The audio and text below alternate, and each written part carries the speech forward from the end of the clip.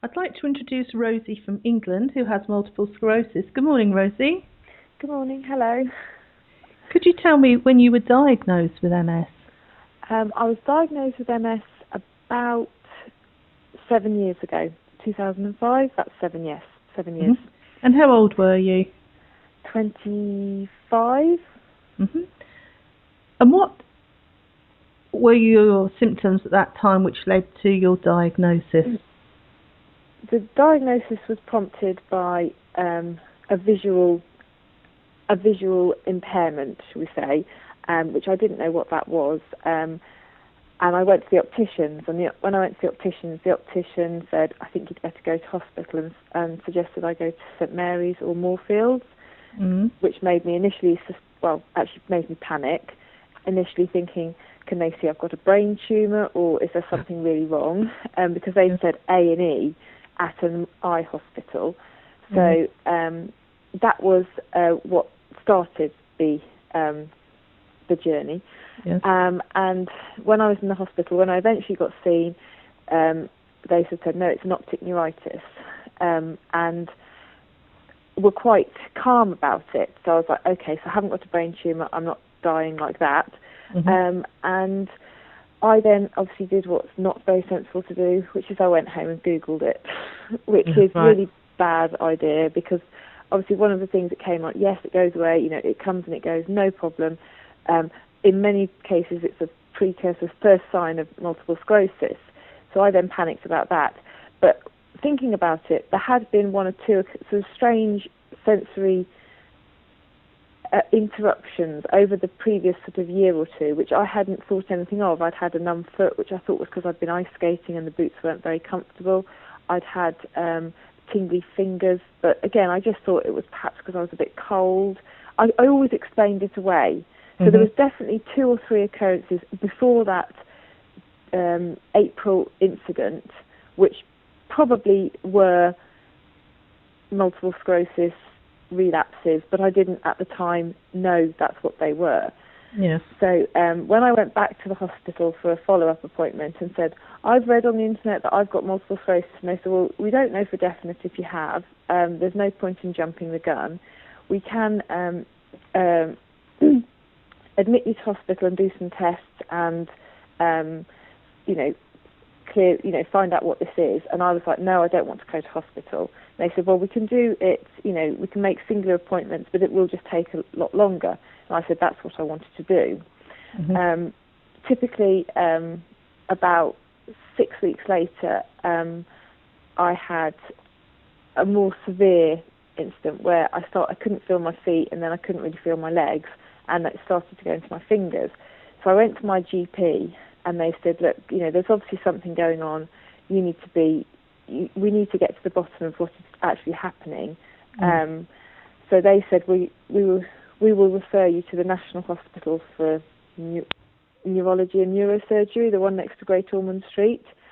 And when I went there, they said, we need you in for a week to kind of run through all the tests, and at least we'll have an answer.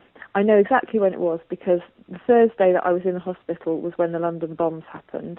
So that kind of dates it for me. Yeah. Because obviously there's all this panic going on television, because obviously there's all these bombs in London, and I'm in the hospital trying to get out, because that was the day I was going to be discharged. But that's when I will never forget when I was diagnosed. But whilst I was in the hospital, I had an MRI scan, yes, MRI. and did some visual evoke testy things. Yes. I didn't have to have a lumbar puncture, because the brain scan, which I didn't want to see, although my dad thought would be interesting to see, I decided I didn't want to look at the pictures, was clear enough for them to make a concrete diagnosis of multiple sclerosis. And yeah, that's my story up to diagnosis. Okay.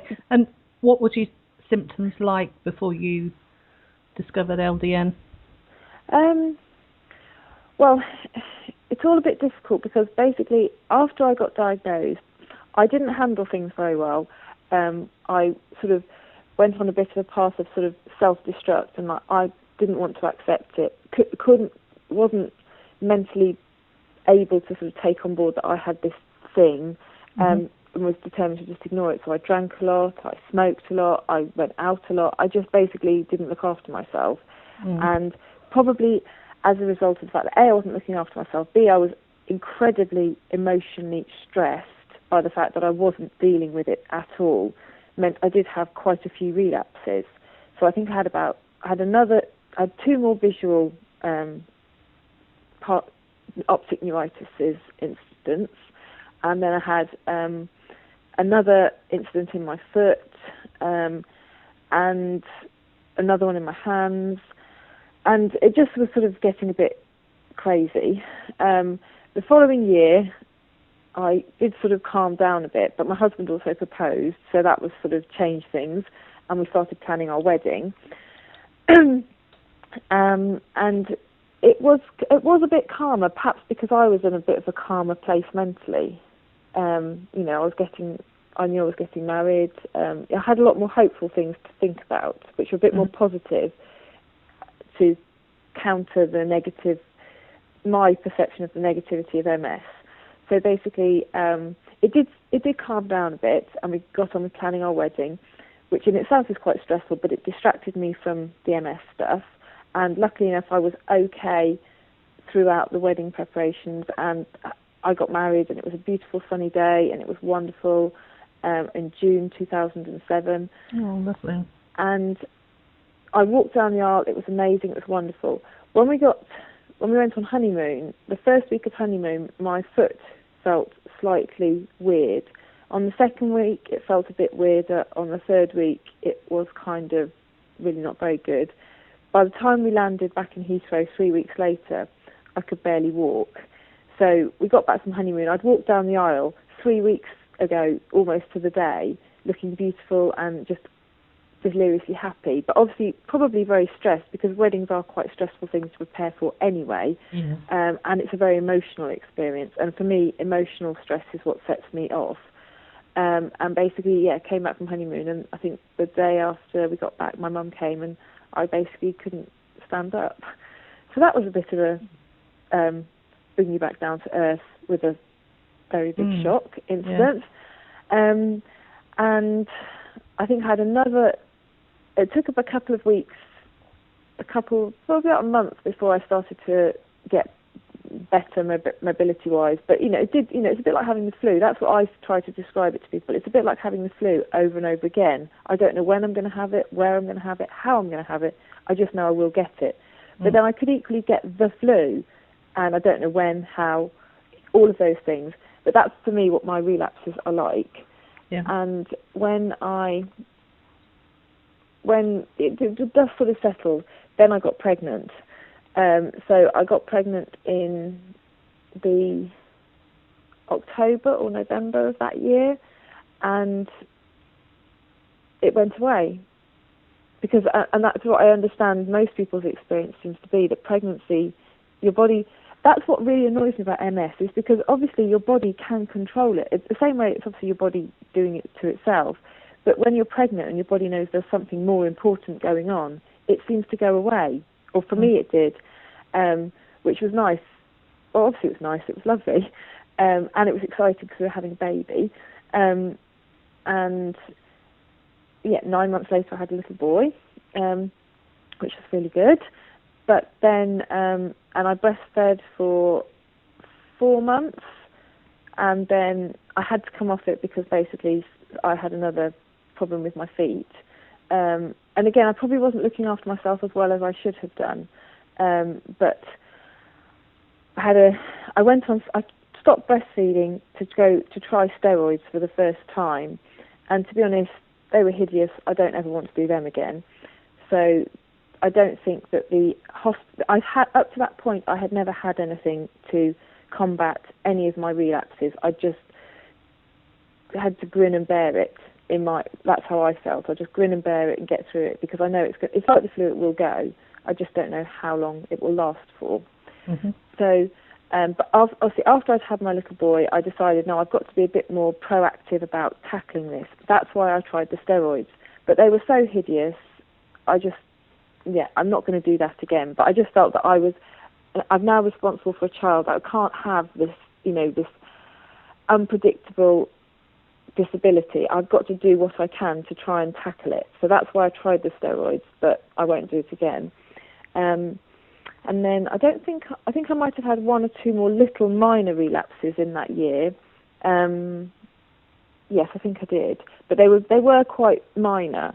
And throughout, ever since I was diagnosed, I've been having regular acupuncture, and I love my acupuncturist. And that's sort of how, because I've said for me, the thing that sets me off is generally emotional stress. When I get a period of great emotional anxiety, that seems to be what sets something off. And for me, acupuncture helps me kind of keep myself on a bit more of a level playing field. So I'm not going so up and I'm not going so down. And because I'm a bit more, well, my husband would probably beg to differ, but I would say generally I'm on a bit more of an even keel. Things don't seem to be quite so, I don't seem to have as many relapses, I don't think. And then I got pregnant again. And this time, because of my experience after having Oliver and having to stop breastfeeding to try steroids because I'd had another relapse, I decided to try something else. And that's when my mum's been pitching LDN at me for about 3 years, even though the National have not been particularly forward about it or positive about it. Well, they're not negative about it, but they don't subscribe to it. I get that. But my mum was just like, you really ought to try it.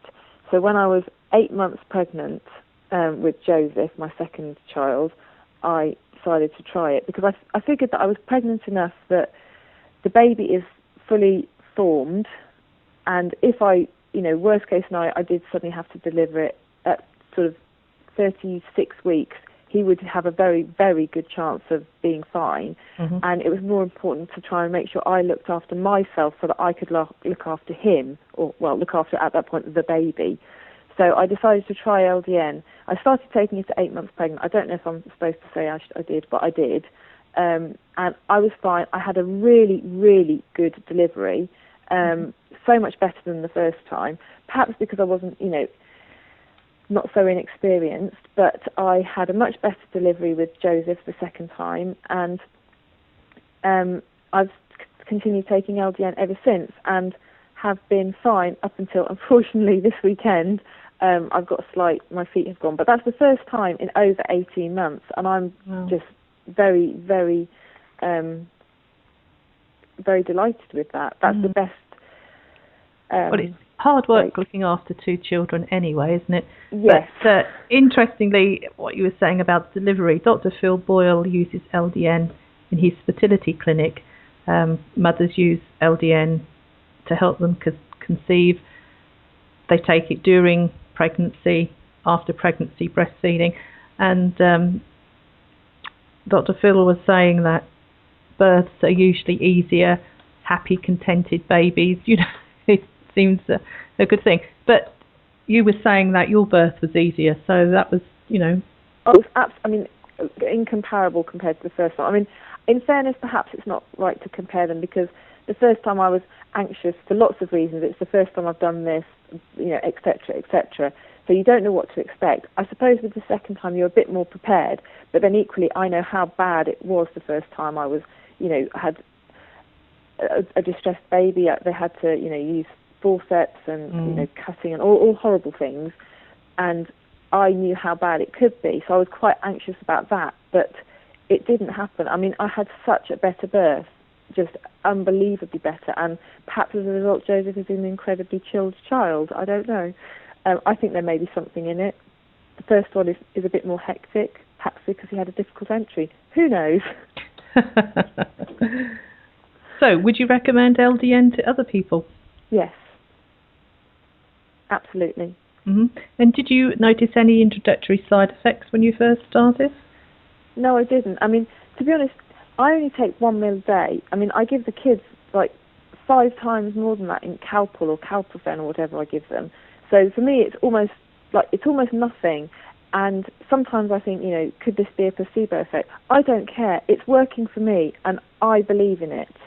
As long as it's working for me, I believe in it, and I would absolutely recommend it. But Is it doing anything? Is it a placebo effect? I don't know. It's working. I don't want to go any further than that. It's working. And did you have to get a private prescription in the end? Yes. Yeah. And that's one thing that Mum's helping me. We're battling with my GP at the moment to try. I started taking it at 8 months pregnant, and I have been taking it for 18 months now. To be honest, I would have said that the risk surely has been, I have kind of alleviated the risk for them of them prescribing it, but I'm having difficulty getting my GP to prescribe it to me. So we have written letters, they've written letters back. They want me to get it from my consultants at the National, but I know that the National probably won't do that for political reasons. And also the thing that annoys me about that is because when I did try steroids the one time, I didn't get the steroids from the National. I had to get them from my GP. So therefore, I think that my day-to-day tackling of my MS is surely the GP's responsibility, not the consultant at the National. But as I said, we're in the very early stages of trying to get the GP to prescribe it. At the moment, I get it from Dr. Gilhooly in Glasgow, and I have regular telephone consultations with him. I have been up to Glasgow to see him not long after I was diagnosed. My mum and I did an overnight trip to Glasgow, and I had an appointment with him, at which point we did discuss LDN, but at the time I didn't feel it was the right thing for me, and I didn't want to be on, in my mind, a regular drug treatment. Since I've had the children, I've slightly changed that, mostly because I want to be more proactive in dealing with my MS. I can't sit around and do nothing. I've got 2 children who depend on me, so it's not an option. I have to look after myself. Well, thank you very much for sharing your story with us, Rosie.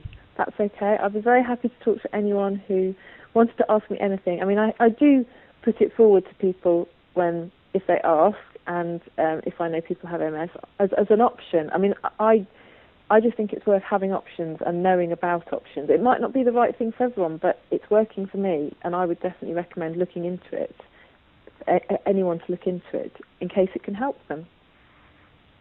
Lovely, thank you. That's okay.